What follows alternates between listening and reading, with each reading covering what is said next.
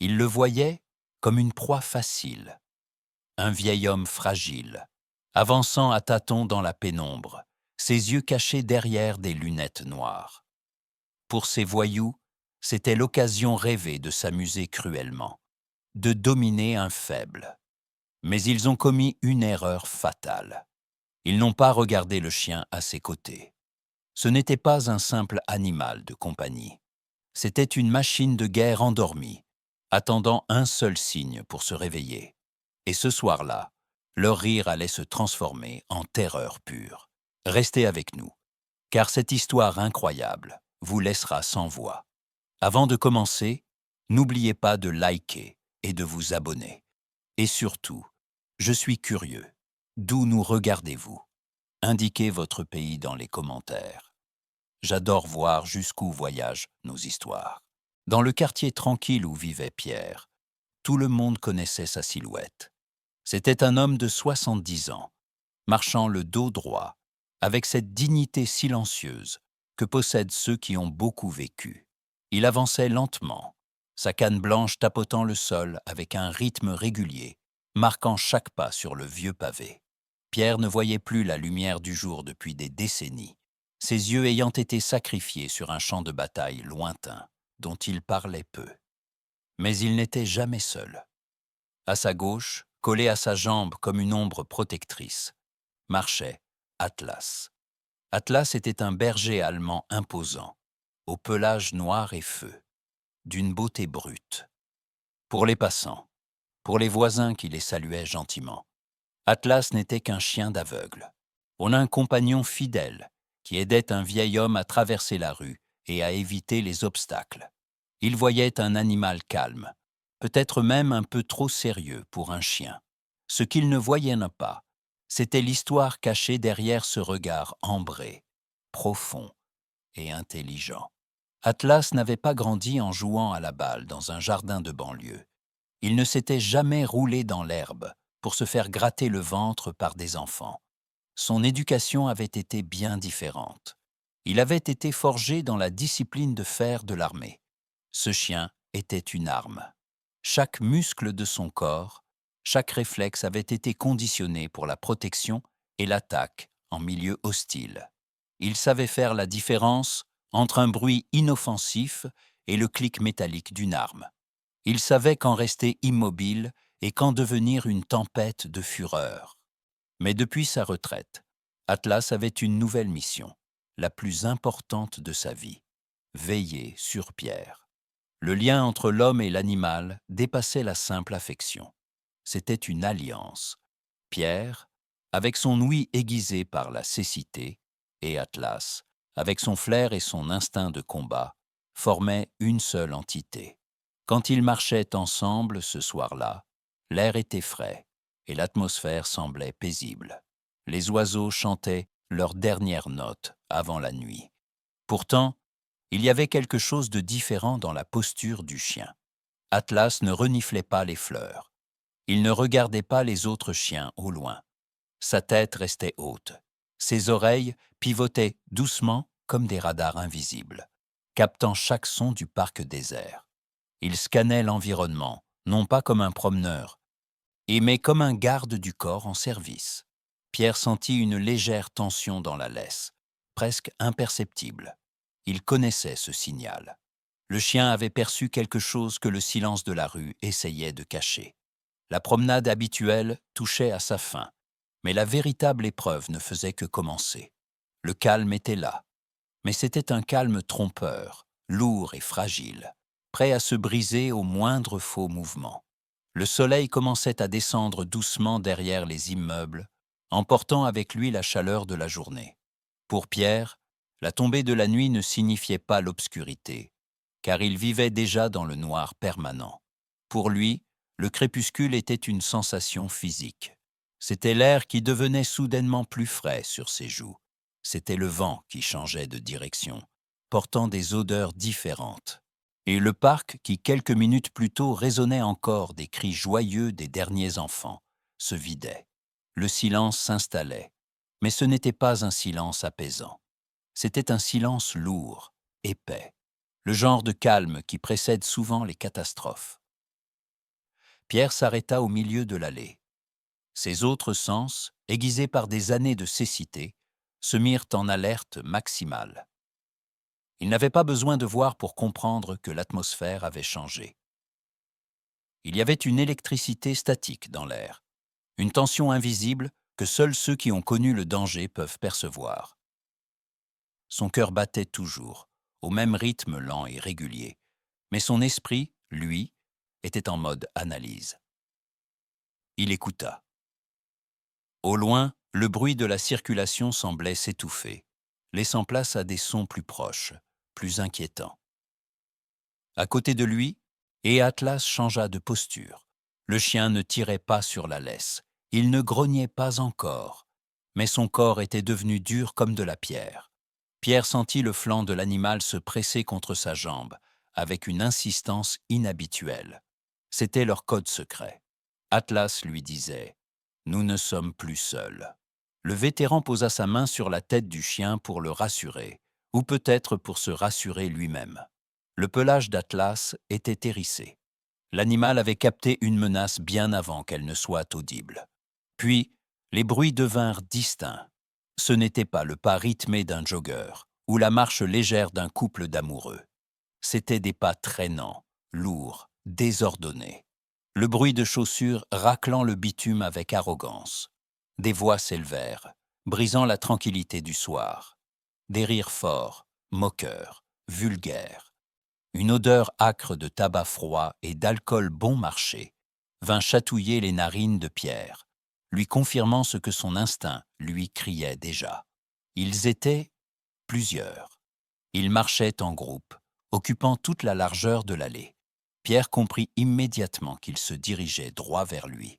Il n'y avait personne d'autre aux alentours pour détourner leur attention.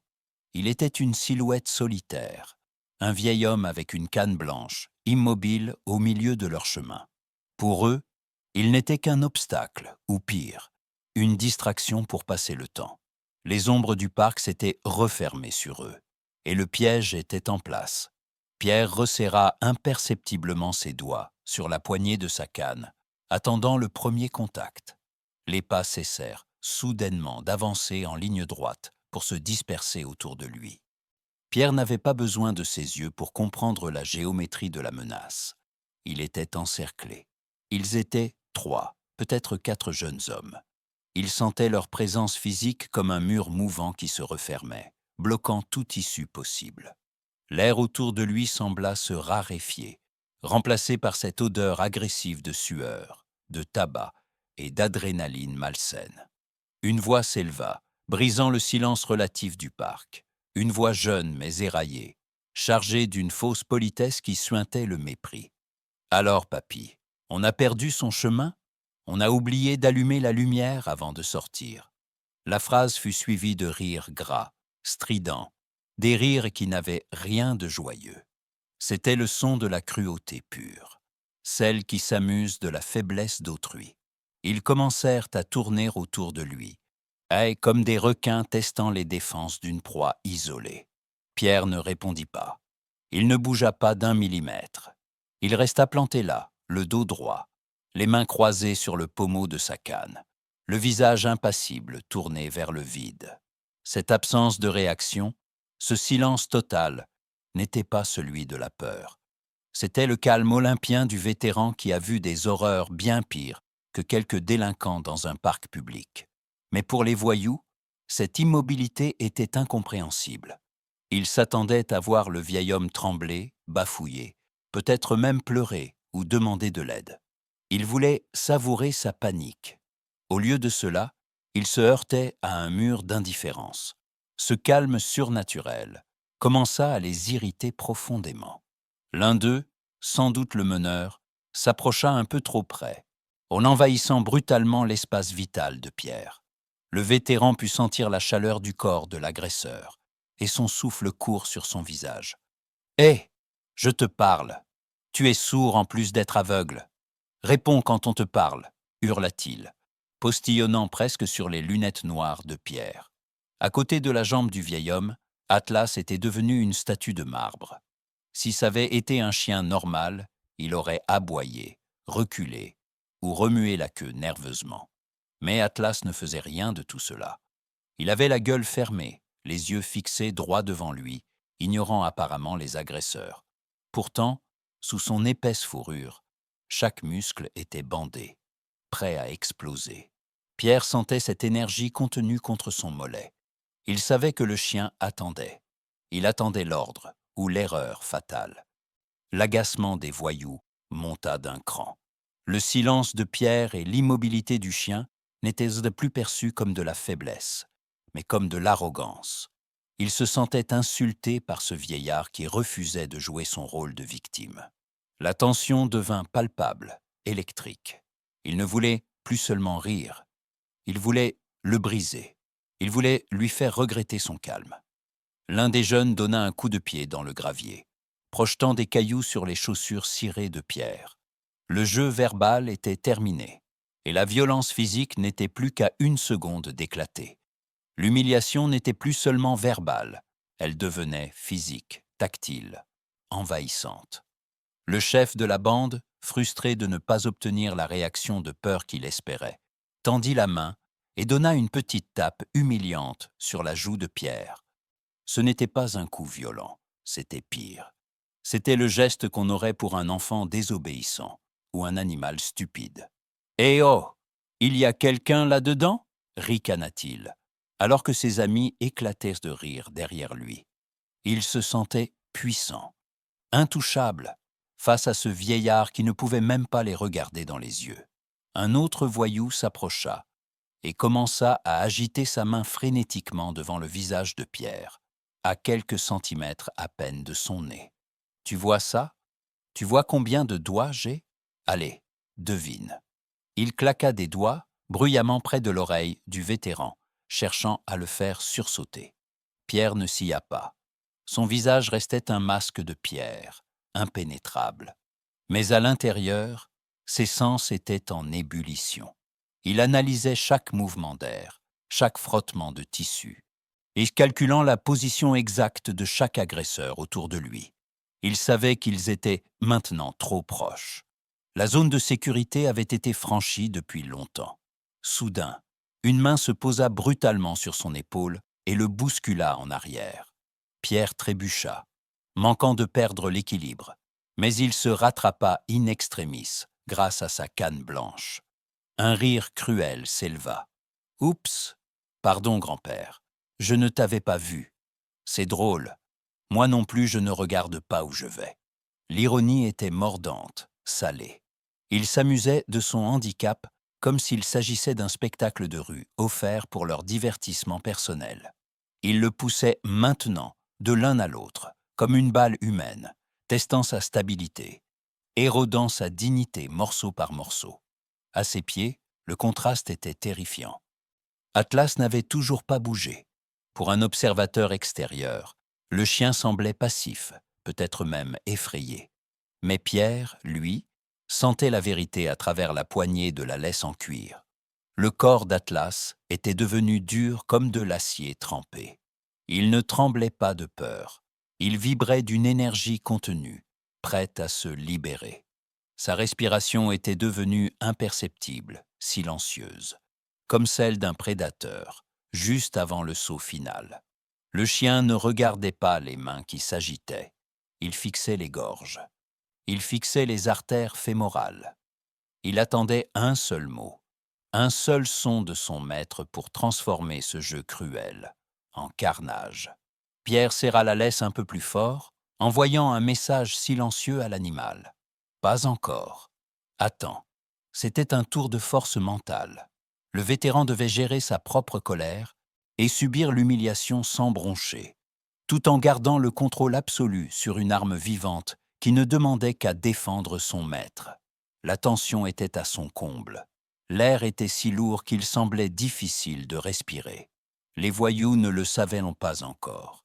Mais ils dansaient au bord d'un précipice, et le sol était sur le point de se dérober sous leurs pieds.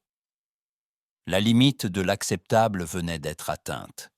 Mais les voyous, dans leur aveuglement arrogant, ne s'en rendaient pas encore compte. Le chef de la bande, agacé par le calme persistant de Pierre, décida de frapper là où cela ferait le plus mal. Il ne voulait plus seulement humilier l'homme, il voulait détruire son dernier pilier de sécurité. Avec un sourire sadique, il abaissa sa main vers le collier d'Atlas. Et ce cabot alors? Il sert à rien, lui aussi? On dirait qu'il est aussi inutile que son maître.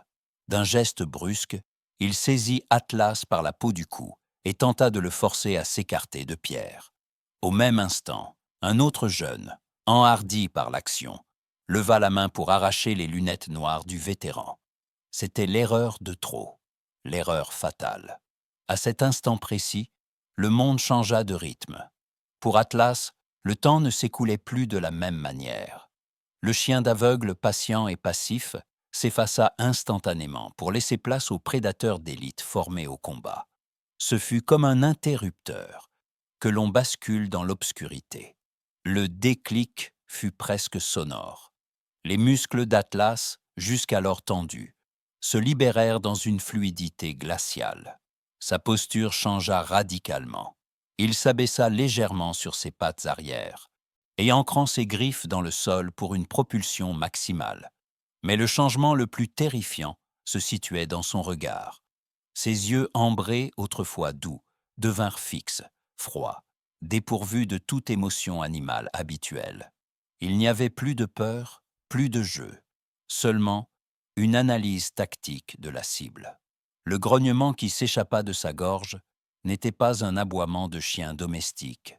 C'était un son de basse fréquence, une vibration sourde qui semblait faire trembler l'air même autour d'eux. C'était le bruit d'un moteur de guerre qui démarre. Le voyou qui tenait encore le collier sentit soudain une chaleur glaciale lui remonter le long du bras. Il comprit, trop tard, que la créature qu'il tenait n'était plus un animal de compagnie, mais une force de la nature enchaînée par une seule main, celle de Pierre. Pierre, et de son côté, sentit le changement de courant à travers la laisse. Il n'avait plus besoin de retenir Atlas. Il sentait la puissance brute du berger allemand vibrer dans son poignet. Le vétéran redressa encore plus la tête, un léger sourire au coin des lèvres, un sourire qui n'avait rien de rassurant. « Vous avez fait un très mauvais choix, messieurs », murmura-t-il d'une voix calme, presque triste pour eux. L'agresseur qui s'apprêtait à toucher le visage de Pierre se figea, la main en l'air, paralysé par l'aura de mort qui émanait soudainement du chien. L'instinct de survie, ce vieux réflexe humain, hurlait enfin dans leur cerveau de fuir le plus loin possible. Mais il était trop tard. Atlas n'attendait plus que l'autorisation finale. Le silence qui suivit fut le plus lourd de toute la soirée. Un silence de mort. Et juste avant que l'acier ne rencontre la chair, Pierre lâcha prise. Ce n'était pas un abandon, c'était une libération. D'un mouvement sec du poignet, il donna du mou à la laisse et prononça un seul mot. Un ordre court et tranchant, comme une lame de rasoir, une commande oubliée de ses années de service. Ce fut le signal du chaos. En une fraction de seconde, Atlas se transforma en une onde de choc. Il ne bondit pas simplement, il explosa. Sa première cible fut le meneur, celui qui tenait encore son collier. Le mouvement fut si rapide que l'œil humain pouvait à peine le suivre. Atlas ne chercha pas à mordre au hasard. Il utilisa sa masse et sa vitesse pour percuter le thorax du jeune homme, le projetant au sol avec la force d'un bélier, avant même que le voyou ne puisse crier. Et le chien avait déjà ses mâchoires verrouillées sur son avant-bras, non pas pour broyer, mais pour immobiliser, appliquant une pression calculée qui paralysait chaque nerf. Le deuxième agresseur, celui qui avait tenté d'arracher les lunettes de Pierre, resta pétrifié par la terreur. Mais Atlas ne lui laissa pas le temps de reprendre ses esprits. Le berger allemand pivota sur ses pattes arrière avec une agilité surnaturelle. Il n'aboyait pas. C'était le plus terrifiant, ce silence absolu dans l'action. On n'entendait que le craquement du gravier sous ses griffes et le sifflement de sa respiration puissante.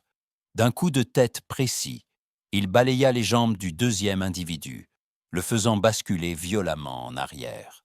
La panique s'empara du groupe. Ce n'était pas un combat de rue, c'était une exécution tactique. Les voyous, ou à qui se croyaient les rois du parc, réalisèrent avec une horreur glaciale qu'ils n'avaient aucune chance. Ils essayaient de frapper, de repousser l'animal. Mais Atlas esquivait chaque coup avec une précision militaire, se déplaçant toujours dans leurs angles morts, frappant là où l'équilibre était le plus fragile.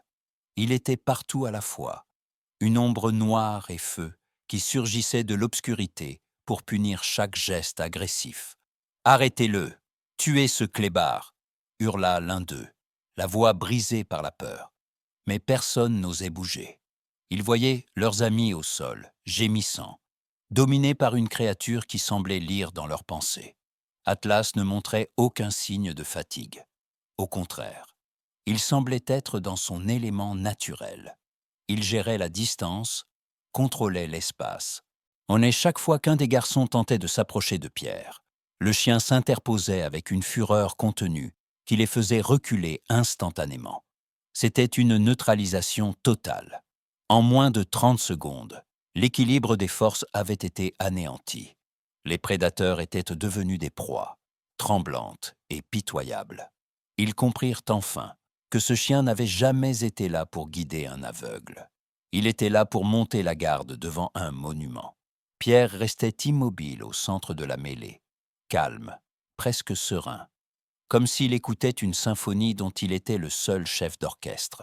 Le guerrier en Atlas s'était réveillé, et le parc n'était plus un terrain de jeu, mais une zone de combat où seule la discipline régnait. Alors que le chaos régnait, et que les cris de douleur des agresseurs déchiraient le silence de la nuit, Pierre jugea que la leçon était apprise. Il n'avait pas besoin de crier. Il n'avait pas besoin de s'agiter. Il resta droit, sa main droite tenant toujours fermement le manche de sa canne, comme s'il s'agissait d'un sceptre. D'une voix basse, mais d'une autorité si profonde qu'elle sembla glacer le sang des jeunes hommes, il prononça un seul mot de commande. « Atlas, halte !» L'effet fut instantané, presque surnaturel. Le berger allemand, qui une seconde plus tôt était une tornade de muscles et de crocs, se figea net. Il ne recula pas, il ne se détendit pas, mais il cessa toute attaque. Il resta debout, juste au-dessus du meneur qui rampait au sol, ses yeux ambrés fixés sur la gorge du voyou, sa gueule laissant échapper une légère vapeur dans l'air frais du soir. Le silence qui retomba sur le parc était plus lourd que le bruit du combat. Et les voyous étaient pétrifiés. Celui qui était au sol n'osait même plus respirer, sentant le souffle chaud d'Atlas contre sa peau. Les autres, restés debout mais tremblants, regardaient en Pierre avec une terreur nouvelle. Ils ne voyaient plus un vieil homme vulnérable. Ils voyaient un homme qui, les yeux fermés, possédait un pouvoir de vie ou de mort sur eux. La dynamique de pouvoir n'avait pas seulement changé, elle s'était inversée de manière spectaculaire. Ils étaient maintenant les mendiants, les faibles, implorant du regard la clémence de celui qu'ils humiliaient quelques minutes plus tôt. « Restez là où vous êtes, » dit Pierre, sa voix calme résonnant avec une froideur militaire. « Si l'un de vous fait un pas, si l'un de vous lève un doigt, Atlas ne s'arrêtera pas cette fois-ci. Et croyez-moi, et il a été entraîné pour s'assurer que sa cible ne se relève jamais. » L'un des jeunes, les larmes aux yeux, balbutia une excuse incohérente, sa voix brisée par la panique. Ils comprirent alors la terrible vérité. Ce n'était pas le chien qui les protégeait de Pierre, c'était Pierre qui, par sa seule volonté, les protégeait de la bête. Le vétéran n'avait pas besoin de voir leur visage pour sentir leur honte et leur peur. Il dominait la situation aux prisonniers du cercle invisible tracé par le vétéran et son gardien, attendant que l'homme qu'ils avaient méprisé décide de leur sort. Pierre resta immobile un long moment, savourant le silence retrouvé du parc. Il finit par sifflement doucement, un signal de rappel que seul Atlas pouvait interpréter comme une fin de mission officielle. Le chien se dégagea lentement, sans jamais quitter les voyous des yeux, et vint se replacer avec une précision millimétrée contre la jambe de son maître. « Partez », dit simplement Pierre. Sa voix n'était plus chargée de menaces, mais d'une lassitude profonde, celle d'un homme qui en avait trop vu. Partez avant que je ne change d'avis, et surtout, n'oubliez jamais ce qui s'est passé ce soir. La faiblesse que vous croyez voir chez les autres n'est souvent que le reflet de votre propre ignorance. Les jeunes ne se le firent pas dire 2 fois. Ils se relevèrent, dans un désordre pitoyable, trébuchant sur leurs propres pas, et s'enfuirent dans l'obscurité sans demander leur reste. Leurs rires arrogants avaient été remplacés par le bruit de leur fuite honteuse. Ils emportaient avec eux des vêtements déchirés, mais surtout une cicatrice mentale qu'ils n'oublieraient jamais. La leçon d'un homme qu'ils pensaient invisible. Le calme revint enfin sur l'allée. Pierre rangea sa canne sous son bras et posa sa main sur le sommet du crâne d'Atlas. Il sentit le cœur du chien ralentir progressivement.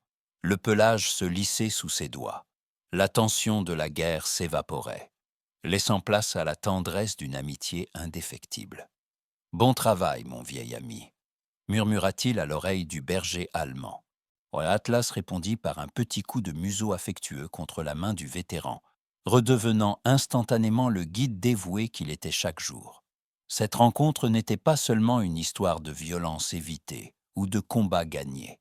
C'était un rappel puissant que le respect ne se gagne pas par l'intimidation, et que la véritable force réside souvent dans la retenue et la loyauté. Les passants qui verraient Pierre rentrer chez lui ce soir-là ne verraient toujours qu'un vieux monsieur aveugle et son chien. Ils ne se douteraient jamais que sous cette apparence fragile battait le cœur d'un lion protégé par un guerrier à 4 pattes. Pierre reprit sa marche, le rythme de sa canne marquant à nouveau le tempo sur le sol. Ils s'enfoncèrent ensemble dans la nuit, 2 âmes liées par un passé de feu et un présent de silence, en prouvant au monde entier que même dans l'obscurité la plus totale, la dignité et le courage brillent toujours plus fort que la haine. Si cette histoire vous a touché, laissez un like. Abonnez-vous pour ne pas manquer les prochaines. Et dites-nous en commentaire depuis quel pays vous nous regardez. Vos mots comptent plus que vous ne l'imaginez.